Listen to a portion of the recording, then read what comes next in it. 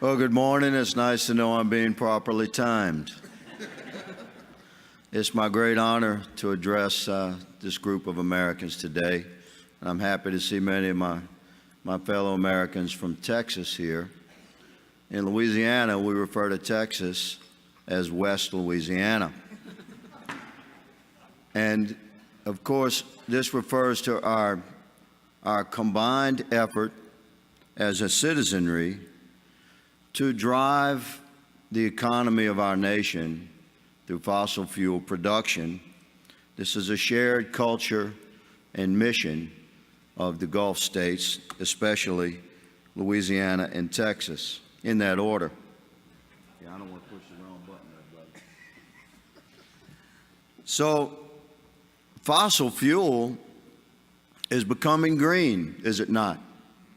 And if we reflect upon the history of mankind, it's very uplifting to see that it's not by government mandate. It's not driven by a forced exploration or industrial endeavor. The evolution of mankind's consumption of energy and the cleanliness thereof is reflective of private industry investment. Our exploration for and extraction of fossil fuels through the history of mankind has been driven by the intellect of mankind. And industry has, of course, evolved over the generations.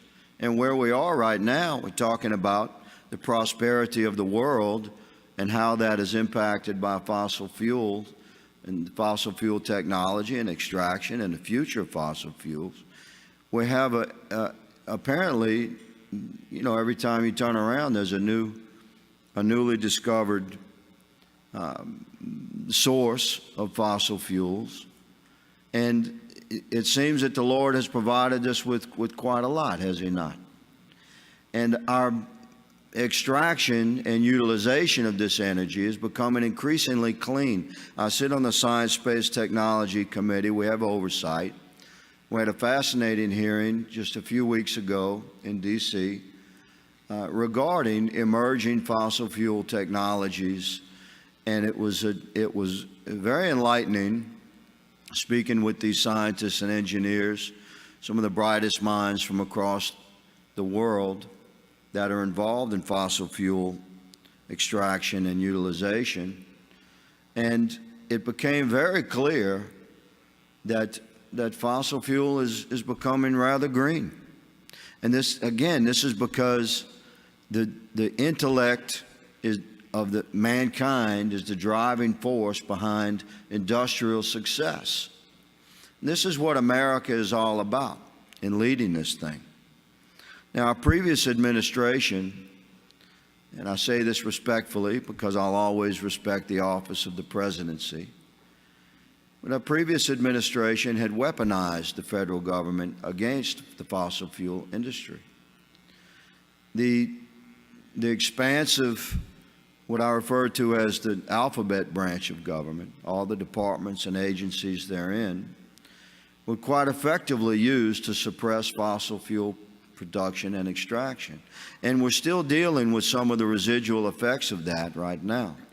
Although we've done a tremendous amount at the federal level to remove regulatory burden from the oil and gas industry and to encourage economic growth through fossil fuel production, we've eliminated, for instance, 22 burdensome regulations from previous administrations, mostly from the Obama administration, for every one new Trump regulation. That's 22 to 1. This, yes, ma'am. This has been quite an endeavor, but we're very focused on it, and it's been a win, man, for America. And let me say that a win for America is a win for the world. There's no more generous nor compassionate nation than the United States of America. Our nation was anointed at birth by a loving and forgiving Savior. The founding fathers were spoken to in their very heart and soul as they created the nation that we love and serve. My father used to say, the ocean floats all boats. And the ocean of the world, economically, is the American economic engine. And what drives that engine? Fossil fuel. Now, we were given stewardship over the world and the creatures therein by our Creator long ago.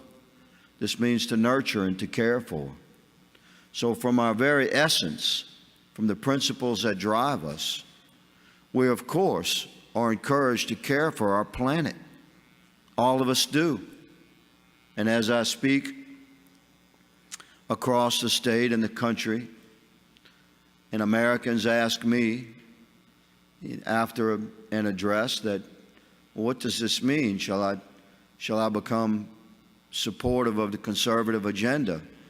Shall I vote Republican? I say, you're damn right you should vote Republican. Because we care.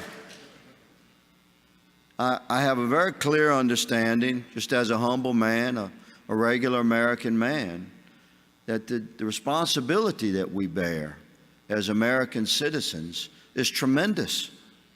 The history that has brought us to where we are has endowed upon us a great burden, but it's a very uplifting burden to be an American citizen involved in delivering prosperity and freedom to the world, as this particular panel is discussing.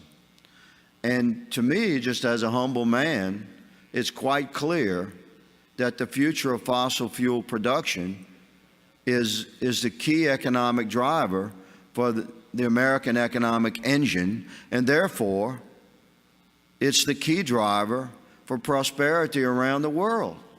This is not a difficult conclusion to arrive at. And as we overcome the burdens and restrictions, the obstructions of the previous regime, as we consider the advances that we've made under President Trump's helmsmanship, that we have a president that truly loves America and does not care what people think. He intends to fix America whether anybody likes it or not. And he's a very loving and compassionate man. If you've spent any time with him, you'll know, you look into the man's heart and soul, and it's very clear. He's a loving and compassionate leader of men. And this is the kind of courage that we have in the White House right now. My office, congressionally, is considered one of the most conservative offices in Washington, D.C. We've supported every conceivable measure to breathe life back into an industry that has been injured by a decade of obstructionist regulation and executive decree. We've created an environment, and we continue to do so, where energy production, exploration, extraction, utilization is encouraged. So what can we do? What can we do more of? We can do more of what we've been doing. This thing is not over. We're dealing with a massive bureaucracy, and the deep state is real. We have obstructionist men and women that are drawing a paycheck right now from us, that work within the alphabet branch, and they have every intention of resisting this movement of economic rebirth for the American citizenry that we serve, and they're certainly anti-fossil fuel. Now, I believe, as I've stated clearly, that fossil fuel's future includes a very green trend. The gentleman referred to climate change, and climate has been changing, since Christ was a choir boy. It certainly predates the use of fossil fuel. So I understand clearly, as do you, ladies and gentlemen, that the prosperity of the world depends upon the continued and expansive use of fossil fuels, and we're getting cleaner and cleaner every day, more efficient, safer, because it's good business. And it's reflective somehow of our deepest spirit as children of God, as American citizens, from whatever our culture or background or heritage or ethnicity, despite our particular family's history, we're driven from deep within to care for our fellow man and our planet. Now, in this room, we know that this depends upon fossil fuel. And elected officials like me, we have a responsibility to get the federal government the hell out of our way so that we can do business and continue to expand fossil fuel production. And that's exactly what my office intends to do by listening very carefully and very prayerfully to men and women like you at conferences like this and bringing this spirit to Washington, D.C. and driving it forward. Now, we must recognize, however, that somewhere in America, or perhaps another nation state, there's a conference similar to this one, but quite different. They're discussing the future of the world's energy will be provided by rainbow dust and unicorn milk. And perhaps one day this shall be true. But in the really real world, we need natural gas, we need LNG, we need crude, we need to drill offshore, we need to drill onshore. It needs to be driven by the American economic engine, which is driven by American fossil fuel production. This is very clear. I say this as a compassionate, driven American citizen and child of God. There's not one of us here would not give our life for a stranger if the situation presented itself and we were driven by our spirit to do so. We're good and loving people. We have a responsibility to consider the prosperity of the world and how it's directly connected to the production of fossil fuels. A gentleman earlier, as I entered the room, asked, what's perhaps the one thing that we could do primarily to help the production of fossil fuel in America? And listen, we've done virtually everything we can at the federal level except one thing: royalty relief. Royalty relief. The executive has the authority. 1 year ago this month, 1 year, peace to you too, brother. Oh, he's in 2 minutes. Sorry. Peace out, man. I thought a rainbow God got in here. We love all Americans. Peace out. So 1 year ago, my office authored a letter to the executive and the associated employees therein, encouraging that they use their authority to provide royalty relief for offshore leases and drilling.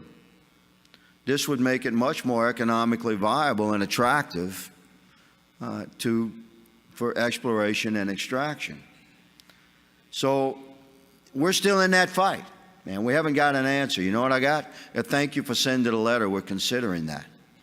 So we've offered, of course, we've been in constant back channel communication. We're authoring another letter as we speak. Yeah, America's #1, baby. Love this guy. So we're pushing it at the federal level. In Louisiana, I don't want to get in the weeds on this, but we have other challenges in Louisiana. Louisiana, although we've created quite an attractive environment across the nation regarding fossil fuel production, Louisiana remains a challenging environment. I'll be happy to address this in particular questions. I thank you for allowing me to speak to you today. God bless you one and all, and I'm happy to answer questions.